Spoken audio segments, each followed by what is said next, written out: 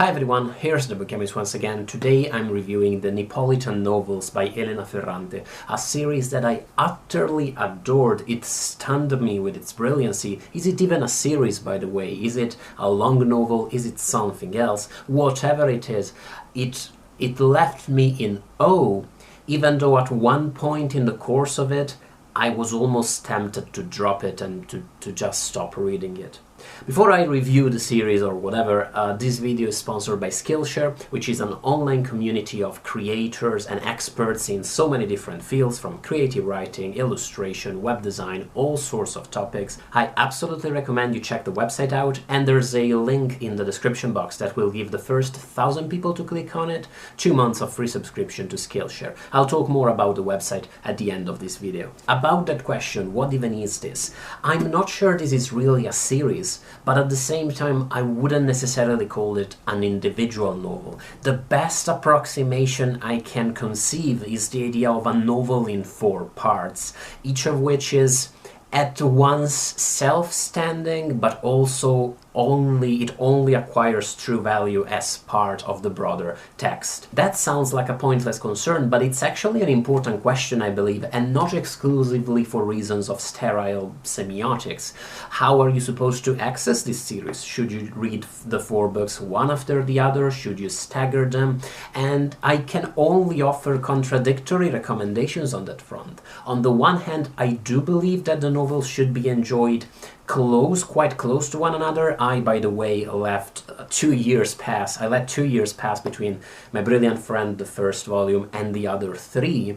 I think you should enjoy them close to one another, even just not to forget the whole web of characters that Ferrante creates, this entire neighborhood in Naples that she brings to life and that she weaves together with a plot that makes Against the Day by Thomas Pynchon look like a minimalist short story. If, like me, you let too much time pass between a book and the next, you'll have to invest some time in trying to remember who is related to whom. There are passages at the beginning of the books, at least in the Italian editions, offering a list of characters and a brief summary about their lives, but so many events are packed into these books that they can only offer you a glimpse.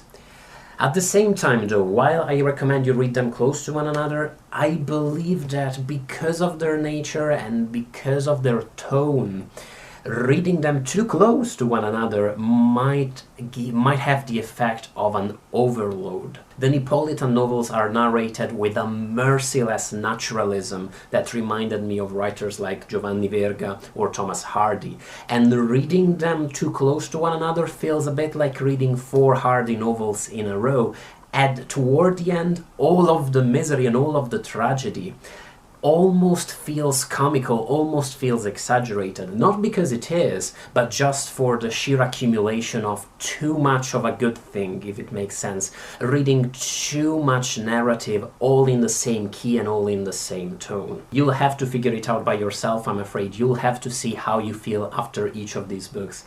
Although I have an impression, I have a sense that you'll just feel like diving into the next volume immediately, because one of the great features of the series, one of the reasons I believe series, novel in parts, whatever, one of the reasons why I believe it became so popular is because it's written in such an addictive way. All of the novels are composed of quite short passages, usually they're rarely longer than a few pages, usually it's just a handful of paragraphs, which is, by the way, a narrative style that I recently found in 2666 by Roberto Bolaño. I wonder if there's something there about a new, it's a more common feature of contemporary narratives. One thing that Ferrante's micro chapters have that Bolaño kind of doesn't is that Ferrante is devilishly good at inserting these mini cliffhangers at the end of her chapters. Every passage just ties in so naturally with the next because she simply has such a vast cast of characters to play with, and the web that joins them together is so thick and so thrilling that Every page, basically, something exciting or unforeseen happens. There are so many twists in here. Most of them are quite ominous. Occasionally you'll find a moment of joy for the characters that usually turns out to be unfortunate in the end too. Ferrante simply has an impossible gift for storytelling, and the passion for talking about the life of this neighborhood just seeps through the page. It's always perceivable. The neighborhood, Il Rione, its people and its urban landscape are so central to the series, but they're also a part. They also act as a cog in the broader mechanism that is Naples. This city of great natural and architectural beauty, side by side with places of immense decay, this place of great riches but great poverty too. At times, especially in the second and third book, it almost feels as if Naples has been left behind, as if it's gone away, but yet eventually the narrative always comes back to it, and all of the reflections and the topics that interest Elena, the narrator, ideas of justice and morality and progress and politics and the nature of class dynamics and the state of Western civilization, they're all eventually tied up with the history of Naples. Possibly the most beautiful and most ominous reflection in the entire series comes in the fourth book, and this reflection, this passage, ascribes to Naples the state of a symbol of the entire Western world. In this passage of great desolation, I'm going to read it in Italian first, Elena says, Essere nati in questa città serve a una sola cosa, sapere da sempre, quasi per istinto, ciò che oggi tra mille distinguo cominciano a sostenere tutti. Il sogno di progresso senza limiti è in realtà un incubo pieno di ferocia e di morte. Meaning that being born in Naples gives you insight into an idea that these days it's widespread among everyone, everybody knows, which is the idea that the Western dream of endless progress and wealth, at the end of the day, it's not a dream, it's actually a nightmare full of death and violence. This is especially interesting and especially brilliant if you know a little bit about Naples' place in Italian culture and in Italians in the cultural, the collective Italian imagination. I'm from Monza, which is a small city outside Milan in northern Italy, and I can definitely tell you that Naples, to northern Italians, generally speaking, is associated with great natural beauty, with great riches, lots of culture, lots of excellent food, but it also has certain associations which are obviously exaggerated. I'm not endorsing them, I'm just saying what the image of the city is. You get this idea of a city where there's a lot of corruption, a lot of dishonesty, a lot of inefficiency, where things just don't work. But the point is, and this is something you find, it comes out in Ferrante's series, the point is that Naples, by being associated with these ideas, works as a bit of a scapegoat.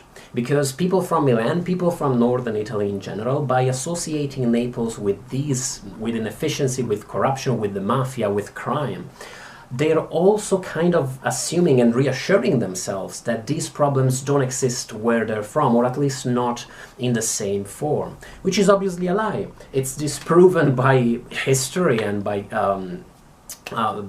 truth all the time, that these problems exist in different forms, in different ways, but they exist all over Italy, even in the wealthier northern regions. If Naples is guilty of something, if anything, it's just that it's possibly harder there to ignore that these things are going on. It's harder to conceal them and to pretend they don't exist. And this is portrayed magnificently in the series, which covers in quite some detail 50 years of Italian history, the economical boom of the 50s and even more of the 60s, all of these new modern neighborhoods with all these sorts of modern luxuries coming up, and the way all of these luxuries looked like they changed the life of people. They provided them with new commodities, they eased their efforts and their everyday life.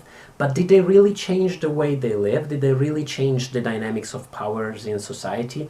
At the end of the day, by the time you reach the 90s and the 21st century, it doesn't feel like much changed to the actual concerning the actual problems of these people in the course of the novel. The violence that was part of their life back then is really still present. New dangers have emerged with new possibilities, and if anything, at least once there were more people fighting for a better and just for a world that was more just. Whereas these days the feeling is that people have just contented themselves with what they can get and stopped fighting for something more. Another great, magnificent feature of the series is the three-dimensionality of its characters.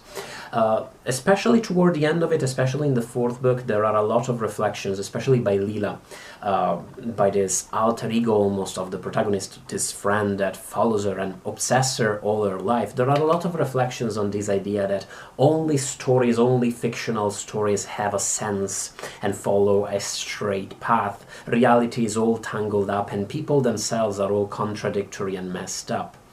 And Ferrante's characters definitely are. Ferrante's characters, starting with the two protagonists, with Elena the narrator and Lila, are as despicable as they are commendable on other fronts. There are only a selected few truly good people in the world, and many people are self-interested, are petty, are small. They think about themselves and about their own problems and obsess over them.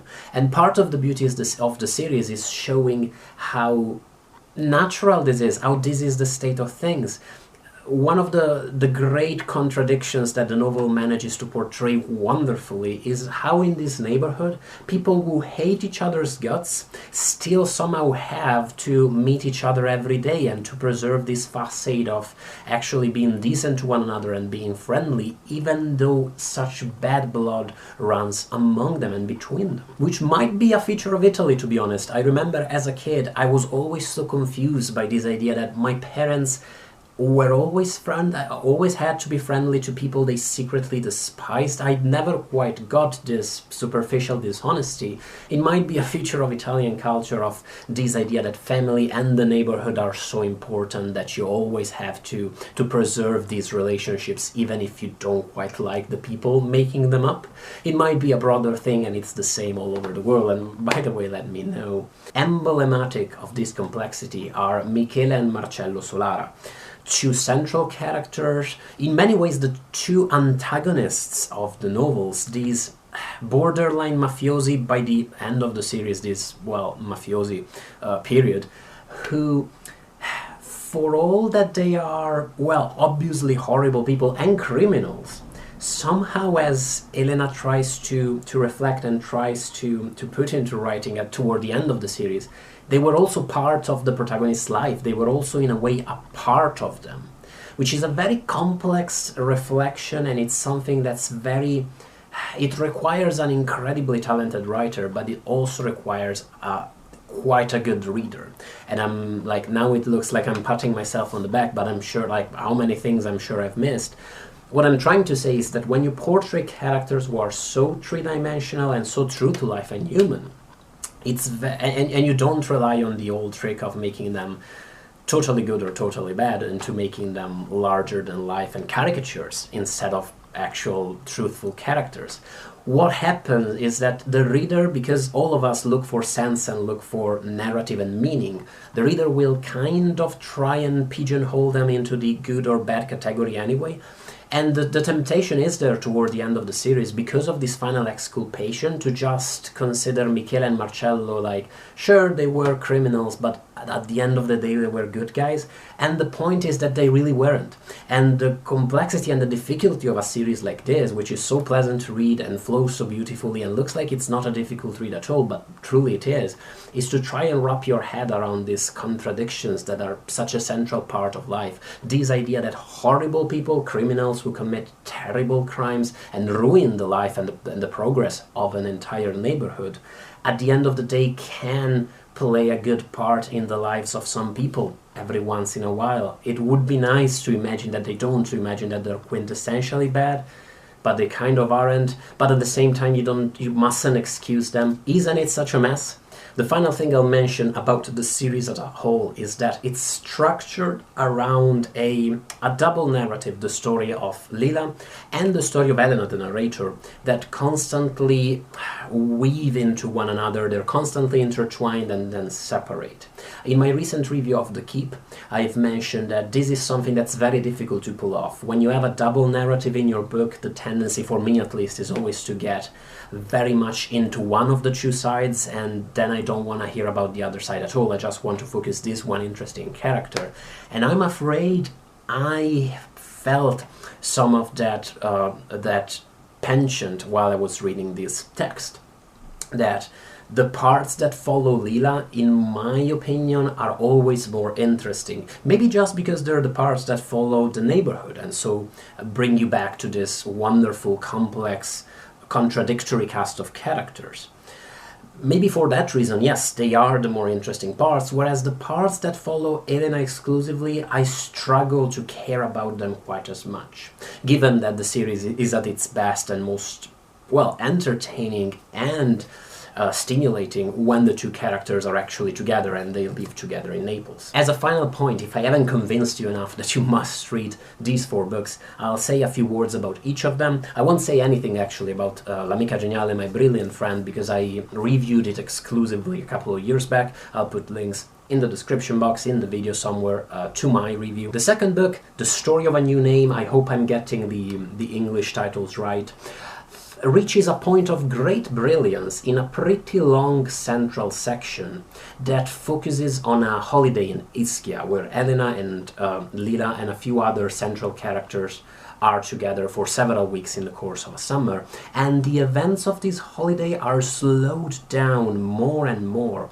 and the psychological complexities of the characters are exposed further and further in a way that is just brilliant. Very recently I read Atonement by Ian McEwan, which does something as brilliant in slowing down a single summer day, a single afternoon and evening in particular, and exploring the full implications of all the terrible events that happened in the course of this short period of time, and following these implications in immense detail. Story of a New Name does the same, perhaps because the characters are young, perhaps because there's a sense that something good might actually come out of this holiday, that their lives could change for good and they could really leave behind the great misery that they've encountered in their first couple of decades on this earth. Not even, they're 18 I think at the time of this holiday. Because of that, that's possibly the most enjoyable part of the series. But then the final part of the book follows Elena as she leaves Naples, and it speeds at the time of the narrative speeds up very fast. Entire years pass in the span of just a couple of chapters, and possibly because of that, I feel like the narrative feels almost disappointing. It almost feels clumsy compared to the genius of the Ischia section. The third book, Those Who Leave and Those Who Stay, is by far my least favorite book part in the whole oeuvre. And it is that moment I mentioned at the beginning of the review where I almost abandoned the series. The point here is that most of the book follows Elena. There is a section about Lila, but it almost feels as if that's just there to provide something for the fans, to update you about the state of Lila's life when the book came out, but it almost feels out of place. The rest of the book just focuses on Elena. And I really struggle to be truly interested and truly passionate about the story of her marital difficulties, the story of her the failing of her marriage after the birth of her first daughters. What happened was that the book assumed the tones and the convention of the most standard, the most basic literary fiction about adultery and about the failure of marriages and the problems of apparently happy families who are actually full of misery. and it showed nothing of the borderline magical realist moments of mystery surrounding Lila that you found in the first couple of chapters. Overall, it felt like such a disappointment, such a genre novel in the genre of literary fiction, such a run-of-the-mill novel again, that I was really and truly disappointed. What happens to me when I read these kinds of texts, say the novels of John Updike for instance, it's that I lose faith in humanity, and I'd end up, after reading the book, being quite disgusted with people in general. I really struggle to care about the problems of the characters. They all appear quite petty and self-centered and perennially unsatisfied. It's just a genre that feels it fails to illuminate me about the problems of these people, and I definitely fail to care about Elena and the other characters' plight.